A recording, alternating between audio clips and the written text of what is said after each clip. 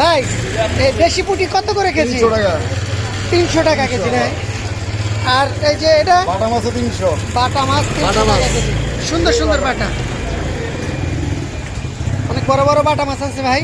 আর এই যে মলা মাছ 220 টাকা করে দিছি খালি পাইকারি দাম। 220 টাকা পাইকারি দাম, তাজা আছে আপনার মলা মাছ 220 টাকা। এটার কি খলসা বলে ভাইয়া? এটা হলো রানী খলসা। রানী খলসা, এই জন্য তো এত বড় বড়। হ্যাঁ। রানী খলসা, রানী খলসা কত করে কেজি? 250 টাকা। এই যে মানিকদি বাজারে মোড়ে দেখতেছেন দেশি মাছ বিক্রি হচ্ছে। এই যে একবার দেশি পুঁটি, বাটা মাছ, কলা মাছ আর খলসা। বিলের মাছ বুঝতে পারবেন এটা আসল না তো। ভাই তাজা তাজা পুঁটি মাছ কত করে কেজি বেচলেন? 200 টাকা কেজি ভাই, 200 টাকা কেজি। 200 টাকা, সস্তাই তো দেখি। এই আর এই যে রুই মাছ ছোটগুলি কত করে ভাই?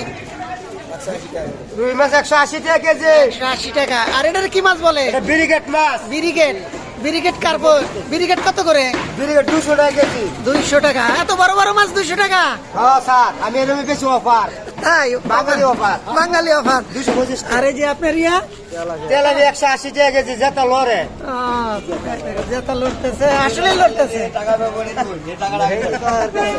এই যে মানিকদি বাজারে যে এদিকে আমতলা, এই ভাই তাজা তাজা মাছ বিক্রি করতেছে।